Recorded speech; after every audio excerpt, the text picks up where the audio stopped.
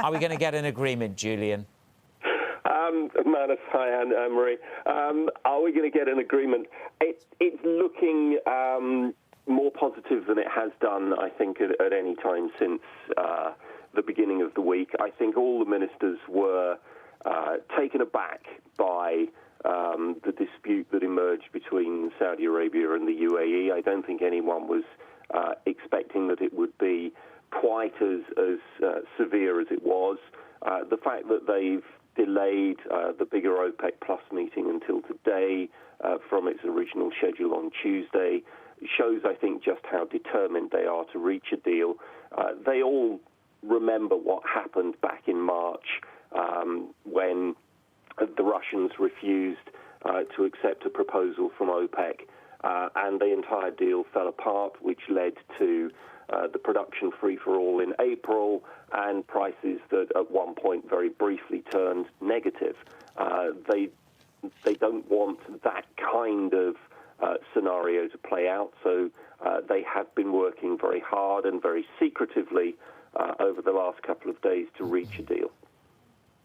Yeah, they certainly have been secretly. There's been less, I feel like, of a drip effect. Maybe that's potentially because it's all happening virtually, Julian. But the market was expecting no supply in January, February, or March. They really were expecting 3 more months of this deal lasting. So if they start to gradually increase, even if it's a little bit, it's incremental, do you think we could see a sell-off?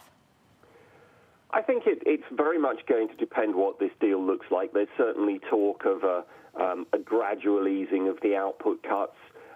There's no clarity at the moment when that might begin, whether that would begin immediately in January or whether there would be a combination of a delay and then a gradual easing. So if it, maybe it begins in February, that obviously would have less of an impact.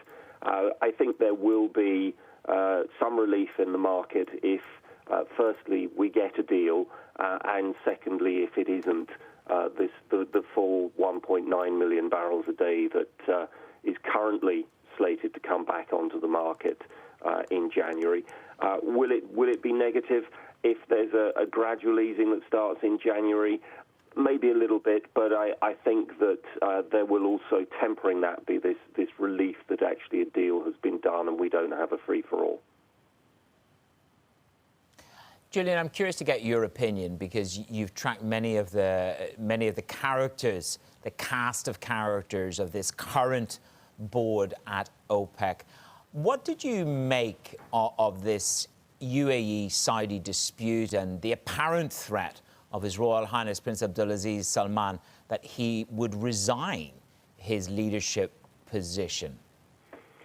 Well, I think that the dispute itself, I think, is a reflection of a number of things. I mean, I think it is partly about the UAE having invested a lot of money in expanding its production capacity to 4 million barrels a day now and looking at going beyond that in the nearest future. And then being forced to accept a quota that really didn't take account of that capacity, largely because it was so new that it hadn't really been used. And I think that they are feeling that is unfair.